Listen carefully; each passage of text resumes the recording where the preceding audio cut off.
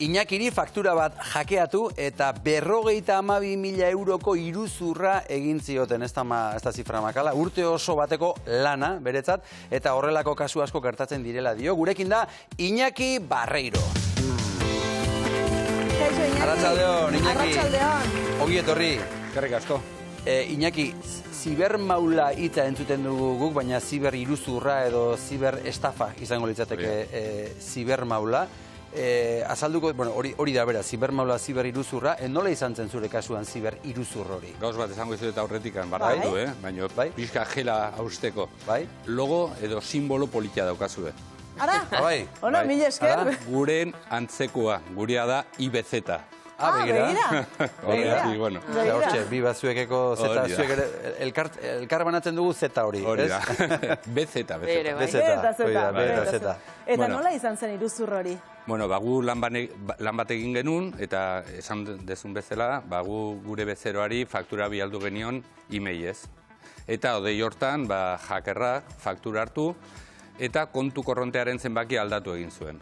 Eta gero bialdu zuen berriz ere e-maila gure bezeroari, gure bezeroak faktura hartu, eta transferentzia egiteko garaian, guri bialdu biharren, hackerrari bialdu zian.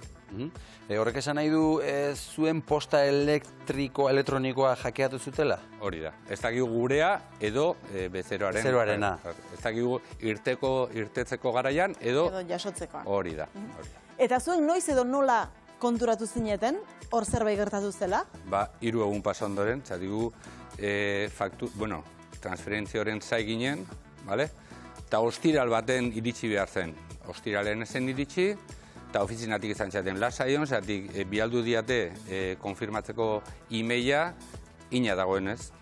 Astelena iritsi zenean, dirua ezen agertu, eta orduan begiratu genuen e-mailan, eta kontuatu ginen, kontu korronte hori aldatuta zegoela. Eta hain erraza da, transferentzia bat zuei egin ordez beste pertsona bati egitea, hain segurtasun gutxi daukagu transferentzia bat egiterakoan? Banketxeen aldez oso gutxi. Berez, 4 puntu bete behar dira, ez da? Transferentzia bat ongi egiteko. Zein dira 4 puntu horiek, Iñaki? Lehenbizi kopurua, zenbat diru bialdu behar dezun, bigarren kontu korrontearen zenbakia, hirugarrena kontzeptua eta laugarrena titularra. Eta beraz, kontu korronteak eta titularrak bat egin beharko lukete? Hori da. Eta horrez daude filtrori banketxeren partez, ez daude filtrori. 52.000 euroko diru kopurua zari gara, dirua berreskuratzerik ez zenuten izan. Ez da asmorik ere. Saiakera bai, baina... Imposible. Dirua ateazeanen hori izan zen ostun baten, eta Guardia Zibilak esan zigunen behin gure kontu korronteik, nire bezeroaren kontu korronteik ateatzeko garaian,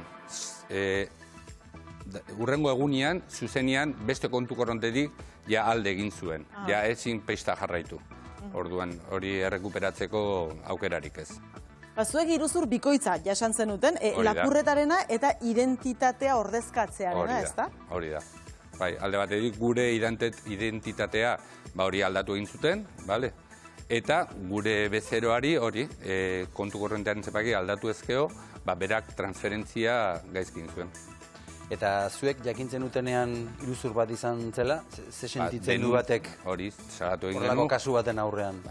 Ni jun nintzen ertzaintzara, nire bezeroa nola Naparran dago finkatuta, beak Guardia Zibilara juntzan. Baina hortik aurrea ez errez. Gure zai, baina ezin ez erregin. Impotentzia. Eta bezeroak zer sentitu zuen? Zuen arteko elkarrizketak nolakoak izan ziren, esan nahi dut? Azkenean, da bezero bat lan asko egiten ditugu elkarrekin. Jakin baino lehen zein egin zioten iruzurra, onartu genuen bien tarten iruzorri onartzea. Azkenean, nik 26.000 euro eta beraiek beste 26.000. Baina esate zuten, impotentzia, ezin ez erregin, eta gehienez, banketxeak, zeratik banku ezin dute filtro hori jarri horrelako gauzak ez gertatzea. Eta horrelakoetan, pista jarraitzen zaio kontu korronteari, baina zeuk esan duzu, ez da, mugitu egin zuten ez, dirua, bazekiten zertan ari ziren, ez da? Hori da. Baina pila bat kasu daude, horrelakoak. Kasu asko daude horrelakoak? Asko. Eta horrelako zerbait gertatu ezkero, nora jo behar da? Salaketa jarri behar da? Hori da, baina hortik aurrea, zaioan, abokatu baten eskuetan jarri, baina azkenian ez da zer eginik. Eta hor denborak ez du agintzen, esan nahi dute, 24 orduren barruan mugimenduren bat egiten baduzu, edo ez, hor, ez da gauza bera? Ez da, bai, esan digutenez, lehenbiziko 24 ordutan atzeratzeko aukera badoela. Baina 24 ordu pasa ondoren ez da gola. Baina ez dugu ulertzen. Adibidez, aste honetan guk aukera emateu gure bezeroei finantziatzeko erosketak, ez? Eta finantziazio horiek betetzeko datu batzuk eskatzen digute. Adibidez, izen bi abizenak, ez? Aste honetan kasu bat izan dugu, gure bezeroaren bigarren abizena Lekunberri zela.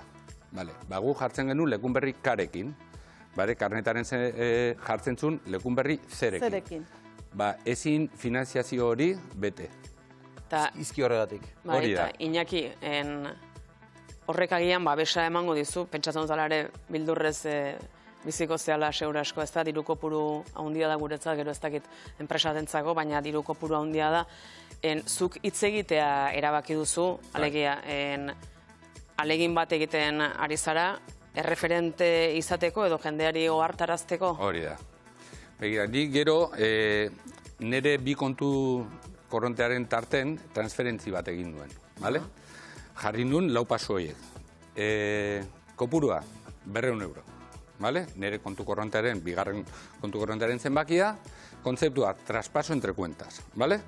Eta gero, titularra jartzeko garaian jarri nuen Brad Pitt. Eta dirua iritsi zitzaidan. Begira. Ez dut ulertzen. Proba egin zenuen. Hori da, ez dut ulertzen. Nire kontu korrontearen zenbakia ez da Brad Pittena, neria da. Zeatik onartzen dute nire banketxeak transferentzi hori, ez dut ulertzen. Zure ustez titularrak egon beharko luke kontu korronteari lotuta, ez da? Hori da, oso erretxa da hori egitea. Esan dizuen ez, aste honetan finantziazio hori eziguten onartzen, zeatik Lekunberri karekin jarri genuelako. Zuk hitz egitea erabaki duzu eta esango dugu, jende aurrean salatzea inolako lotxari gabe, baina zuk diozu jende askok isilik mantentzen duela. Jende asko dago. Zergatik? Ez dakit, lotxa, beldurra, ez dakit. Baina gauz bat, argi dago, ni hemen nago jendeak egiteko, transferentzi bat egiteko garaian, neurriak hartu behar dira. Adibidez, guk orain fakturak ez ditugu biltzen, bialtzen imeiez, kontzeptuan faktura jarriz. Hori da. Zer egiten dut? Lanaren bukaera, edo horrelako gauzak, bale? Edo euskeraz jarriz. Ni uste toro deian, palabra klabeak deitzen dianaz, edo pago, faktura horrelako gauzak, hackerrak hartzen ditude e-mail hori. Orduan, gu alde batetik ja, inoiz ez dugu faktura jartzen, eta faktura bialtzeko garaian, gu bezeroari beti abisatzen diogu. Gure fakturan kontu korrentaren zenbakia ez dago. Geo, titularreko zertifikatua bialduko dizuegu beste e-mail baten. Eta hortaz aparte, 3. pausoa da deiez, azkeneko 4 zenbakiaren zifrak konfirmatzeko. Azkenian, gero eta neurri gehiago, lasa egoteko. Eta hor, mesfidantzarik ez da sortzen bezeroetan, hainbeste azalpen ematen dituzuetan? Ez, gure kasua azaltzen dugu. Ados, badakite ez da aurretik ze gertatu da. Gaina esplikatzen dugu zergatikan egiten dugu hau. Zu pentsatu bihar, ez dakit, Seateko Volkswageneko konzesionario batea jutezea kotxe bat erostea. Eta komertzialekin argi daukazu. Bueno, kotxe hau erosiko, ez? Eta geratzea, e-mailez bialduko dizula faktura pro forma. Eta kontu korrontearen zenbakiarekin. Zuk transferentzio hori egiten dezu, eta Seatera ez da iristen. Zein galtzen du hor? Konzesionariak nik garbi esango dizut, kotxea ez dizula jarriko, ziur nago. Ja, ez da gauza bera ez, lan bat burututa dagoenean, edo zerbait materiala jaso behar duzunean oso gauza ezberdina. Pentsatu bezero modun, kotxe bat erosi, transferentzia egin, eta ez dirua, eta ez kotxea euki. Gorra da, Hor beste termino baten aipatu duzu ezagian, ziberrinpotentzia ere ez, sartu beharko dugu gure eztegietan, ez da? Gure kasuan, ja guri laportu digute. Baina, mendik aurrea, posible baldin bada jendeak ezagutzea horrelako iruzurrak direla, eta hori jendeak on behar du oso argiarekin, bai, argi zeratik, benetan, nik ez deten ulertzen da, zeratik banketxeak ez dute hor responsabilitaterik. Ez dut ulertzen.